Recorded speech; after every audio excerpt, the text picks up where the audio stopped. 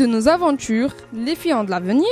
Aujourd'hui, on visite la table de Cana qui est chemin du littoral à Marseille.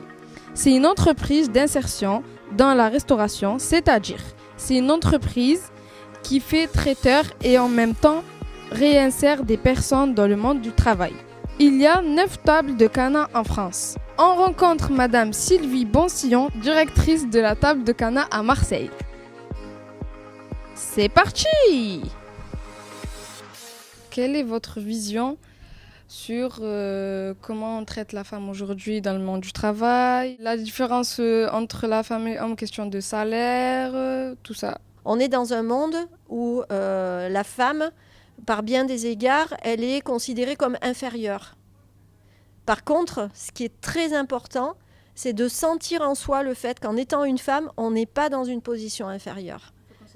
C'est en fait ça qui fait que en face, on ne nous renvoie pas cette infériorité ou cette moindre capacité. Il faut être fier de ce qu'on est. Et c'est ça qui permet en fait d'arriver à se positionner et de ne pas se laisser freiner par l'entourage qui va lui avoir une vision peut-être plus réductrice de ce qu'on est en capacité de faire. Pour vous, il faudrait changer quoi pour qu'on ait plus d'égalité hommes-femmes?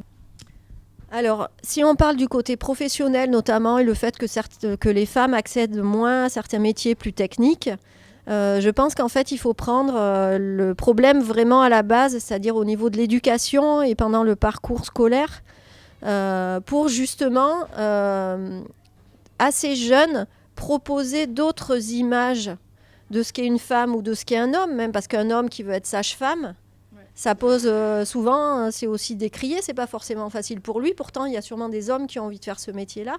Donc, je pense qu'il faut peut-être plus dans les représentations sortir de la fille s'occupe des enfants, le garçon va avoir un métier technique. Aujourd'hui, en fait, on se rend compte qu'il y a des entreprises qui, elles, ont compris qu'elles avaient besoin de mixité. Elles ont besoin d'avoir des femmes dans leurs effectifs, des grosses entreprises notamment, en fait, et elles n'arrivent pas à recruter des femmes. Parce qu'en fait, les filles ne s'orientent pas vers des formations techniques, par exemple. Et du coup, le fait d'aller très en amont, par exemple, de faire des interventions dans les collèges ou dans les lycées de ces grosses entreprises qui cherchent des femmes dans les métiers techniques, ça veut dire que ça peut commencer à germer dans les esprits et ces filles pourront s'orienter vers des métiers plus techniques ou vice-versa avec les hommes. Et en fait, ça veut dire derrière que quand vous êtes une femme et que vous exercez un métier qui est a priori un métier d'homme, vous avez beaucoup plus de chances d'être recruté. Pour finir, est-ce que vous pouvez dire quelques mots, quelques phrases aux filles, aux jeunes filles de mon âge, un peu plus grandes, qui n'osent pas aller vers les métiers d'hommes parce que c'est plutôt à cause de la famille ou à cause de l'entourage ou au vu du quartier et tout ça? Est-ce que vous pouvez leur dire quelque chose, quoi? Il faut vous autoriser à faire ce dont vous avez envie. Il faut être fier de ce que vous êtes. Et il faut vraiment avoir conscience que c'est très puissant, une femme. Il ne faut pas vous sentir diminué par rapport à un homme. Un homme, il a sa force physique. Et du coup, il va croire qu'il est fort. Mais ce n'est pas ça, la force. La force, tu la prends à l'intérieur de toi. Donc, en fait, si vous voulez faire bouger les choses, il faut d'abord, entre vous, vous soutenir.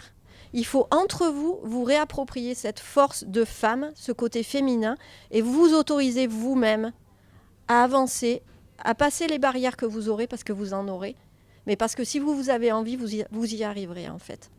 Sauf que vous n'avez pas l'entourage, forcément, qui vous soutient, quoique c'est même pas sûr, parce que je pense que les papas qui verront leur fille être aussi sûre d'elle et avoir envie d'aller vers un métier qui, a priori, ne lui conviendrait pas parce que c'est un métier d'homme, eh bien, ils vont sûrement changer d'avis aussi et vous contribuerez à faire bouger les lignes en faisant ça.